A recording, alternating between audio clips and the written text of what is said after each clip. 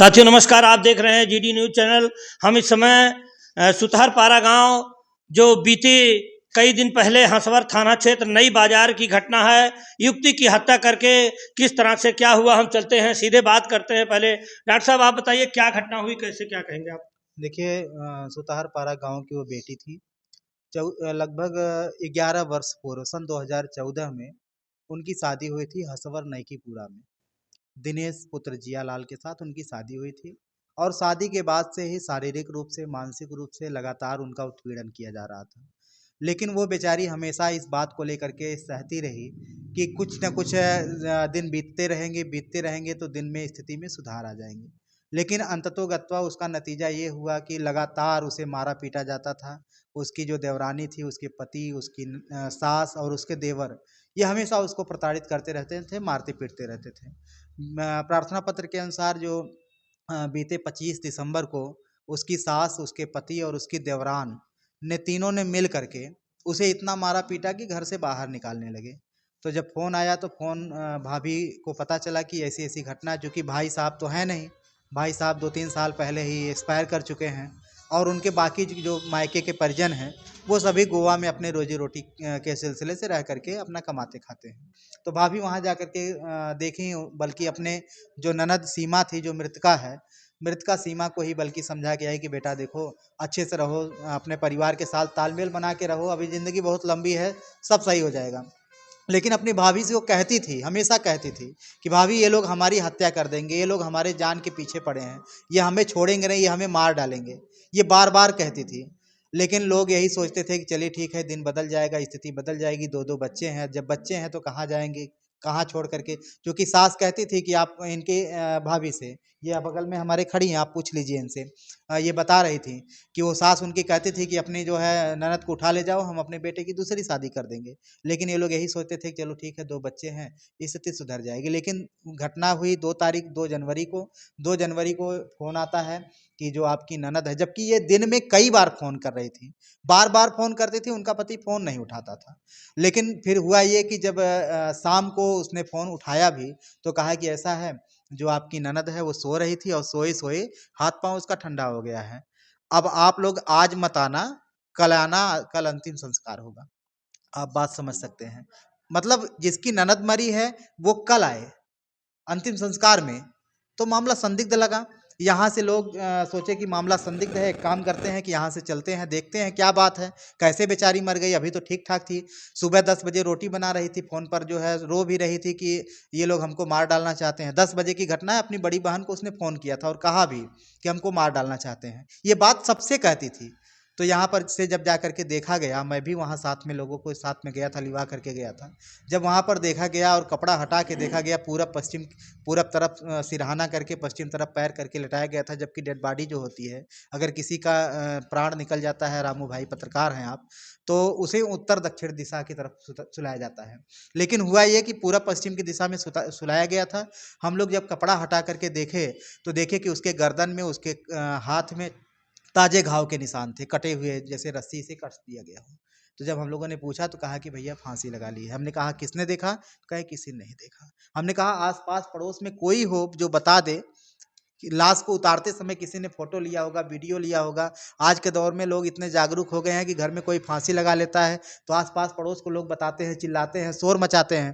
3 घंटे बाद हम लोग पहुँचे, लेकिन 3 घंटे तक पास पड़ोस में कोई नहीं जाना इस बात को कि 3 घंटे तक कि वहाँ कोई फांसी भी लगा लिया है। 3 घंटे तक कोई नहीं इस जाना। तरह से मामला बहुत संदिग्ध दिखाई दे रहा है। मामला संदिग्ध था। हम लोगों ने जो है 112 को कॉल किया, थाना हसवर को कॉल किया गया, थाना अध्यक्ष मैं फोर्स के साथ आए, बॉडी को सील किए, सील करके पोस्टमार्टम में भेजे। लेकिन सबसे बड़ी जो की बात है कि थाना अध्यक्ष महोदय इस बात को कहते रहे कि लाश का अंतिम संस्कार कर देने दो, हम तब प्रार्थना पत्र लेंगे। आप हमको बताइए, लाश के अंतिम संस्कार करने के बाद कोई प्रार्थना पत्र लेता है क्या? नहीं।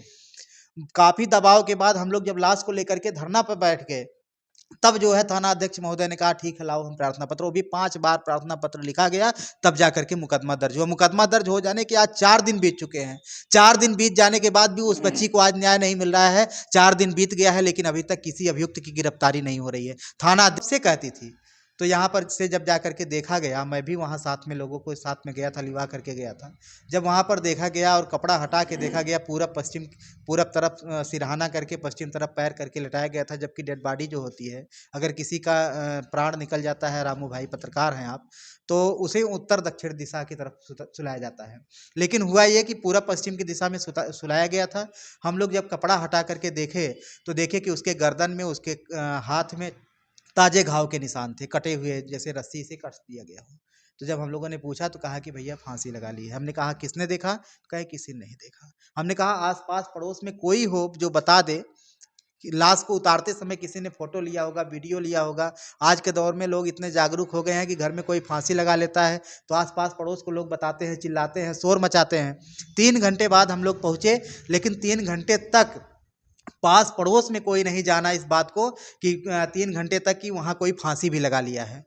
3 घंटे तक कोई नहीं इस जाना। तरह से मामला बहुत संदिग्ध दिखाई दे रहा है। मामला संदिग्ध था। हम लोगों ने जो है 112 को कॉल किया, थाना हसवर को कॉल किया गया, थाना अध्यक्ष मैं फोर्स के साथ आए, बॉडी को सील किए, सील करके पोस्टमार्टम में भेजे। लेकिन सबसे बड़ी जो दुख की बात है कि थाना अध्यक्ष महोदय इस बात को कहते रहे कि लाश का अंतिम संस्कार कर देने दो, हम तब प्रार्थना पत्र लेंगे। आप हमको बताइए, लाश के अंतिम संस्कार करने के बाद कोई प्रार्थना पत्र लेता है क्या? नहीं।